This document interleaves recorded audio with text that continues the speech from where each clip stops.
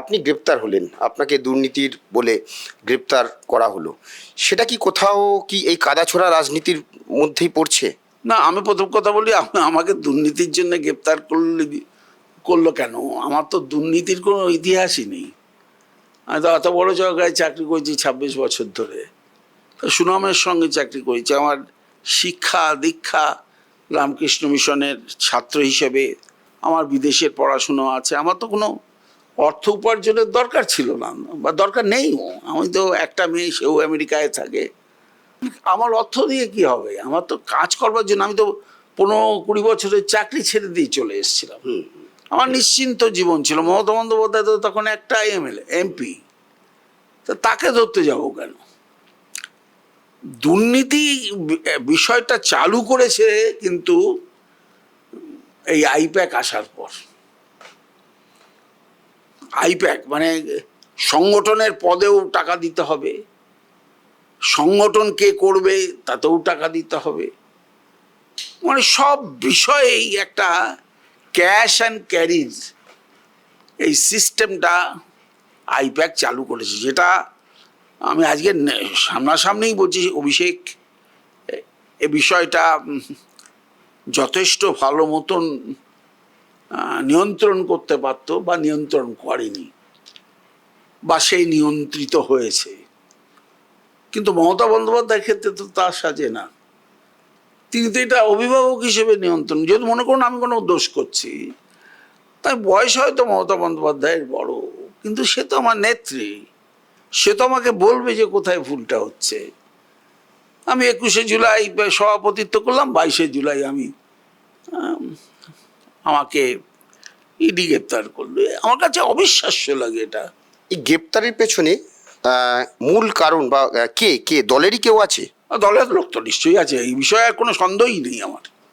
দলের লোক আছে, দলের লোক এমন যারা দলের লোক আছে যারা আমার এই কঠোর রাজনীতি, আমার এই মমতা বন্দ্যোপাধ্যায়ের সঙ্গে পাশে থাকা এবং দলে নতুন নীতি চালু করা, এর বিরুদ্ধে আমি মুখর ছিলাম। আমি সবসময় মুখর থাকি। আমি এখনো মনে করি দলের সম্পদ শুধু কথা বললে হবে না, যে কর্মীদের পাশে দাঁড়াতে হবে, যেটা আজও হেরে যাওয়ার পর দল করছে না।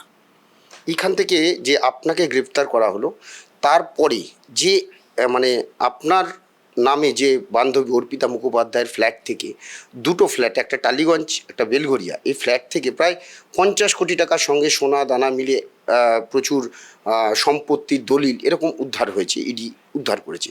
তো এটা এটা এটা এটা কিভাবে সম্ভব হলো, বা এগুলো কার? আপনি তো অনেকটা ইডির কর্তার মতন কথা বলছি। ইডি কর্তা তো কোর্টে বলবে, কোর্টে প্রমাণ করুক সেটা।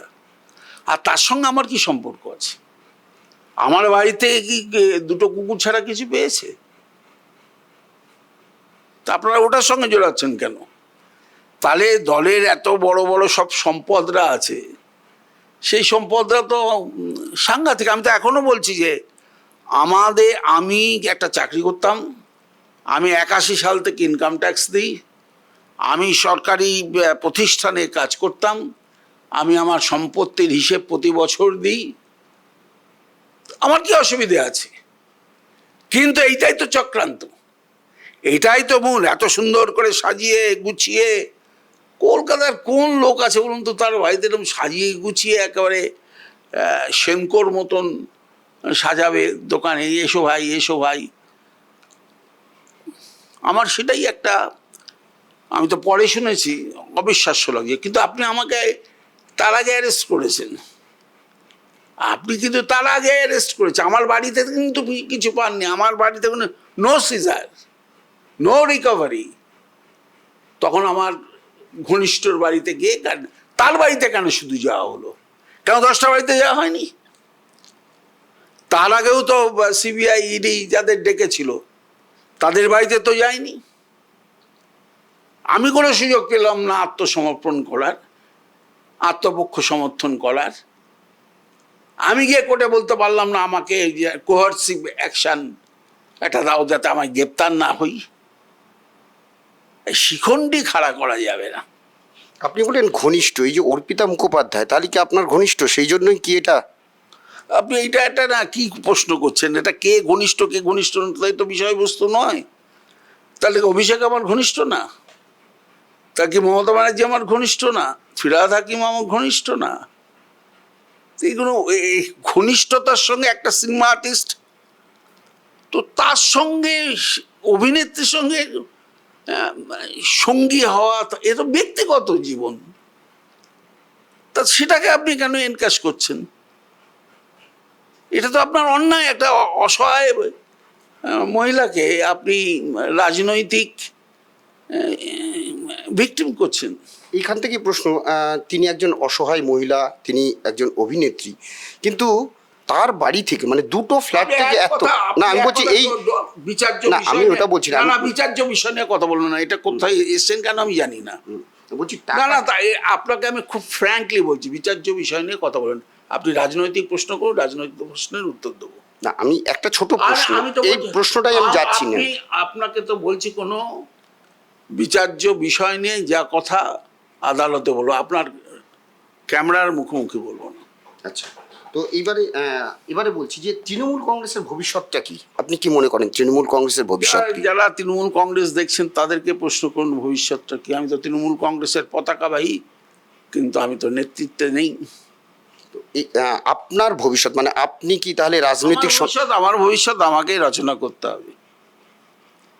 বুঝতে পারছেন, যেদিন চাকরি ছেড়েছিলাম সেদিন ভাবিনি যে আমি এমএলএ হব, বিধায়ক হব। আমার বাবা ভাবতেন যে একটা পড়াশুনো করছি ইকোনমিক্সে, একটা ব্যাংকের প্রভিশনারি অফিসার হবে।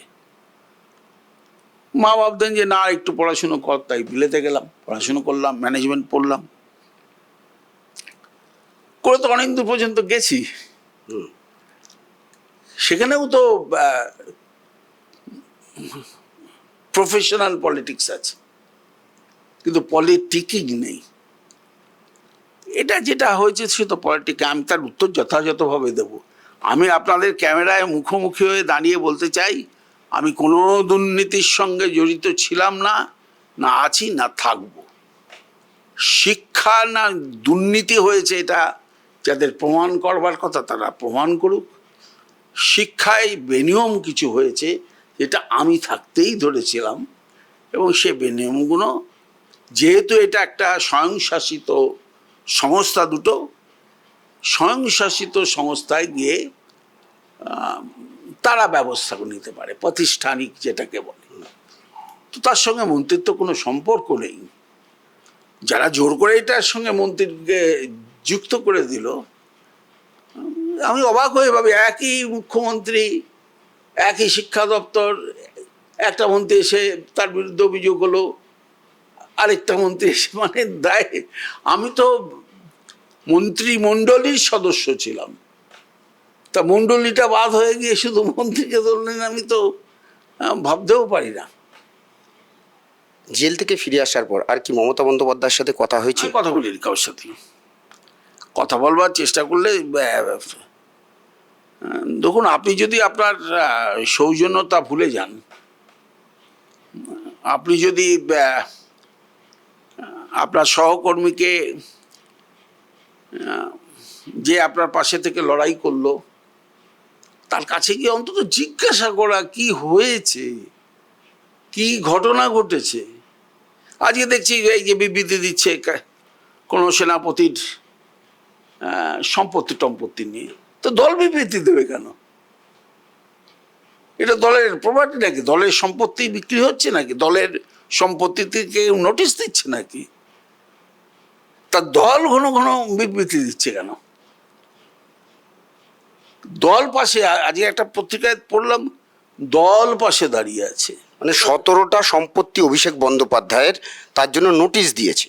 হ্যাঁ, আমি বলছি যে শেষের মধ্যে সে যার সম্পত্তি সে তার উত্তর দেবে, কিন্তু দল তাকে পাশে থেকে বলছে দল পাশে আছে, মানেটা বুঝছি না, মানেটা কি? তা দল আমার পাশে কেন থাকলো না? কোথায় দেখা যে শিক্ষায় আমি নিজে কোনো শিক্ষক নিয়ে অর্থ নিয়েছি, কেউ তো বলল না, বেহালার লোক তো বলেনি। কর্মসংস্থান আমার একটা নেশা, চাকরি আমি হিউম্যান রিসোর্স ডেভেলপমেন্টের প্রধান ছিলাম। তো মানব সম্পদ রক্ষা করা, সৃষ্টি করা, এটা তো আমার পেশা। তো এইটা যদি আমার নেশাতে পরিণত যখন হয়েছে, তো আপনি বন্ধ করে রাখতে পারবেন না। এটা শুধু দেখতে হবে যে আপনি কি নিজে এতে বেনিফিশিয়ারি। যদি আমি বেনিফিশিয়ারি না নই, আমার ভগবান এসেও যদি বলে যে তুমি ভুল করেছো, তাহলে ভগবানের সামনে দাঁড়িয়ে আমি বলবো যে প্রভু আমায় বলো আমার কোথায় ভুল। কোনো আত্মপক্ষ সমর্থনের সুযোগ নেই। একই সঙ্গে সব ইউটিউবারগুলো একই জিনিস দেখাতে, এটা ভাবছেন যে একটা কোনো রাজনৈতিক দল করতে পারে? রাজনৈতিক দল যদি পরামর্শদাতা না থাকে সঙ্গে, এরকম একটা ক্যালকুলেটিভ ওয়েতে আপনাকে বিপদে ফেলতে পারে। এইখান থেকে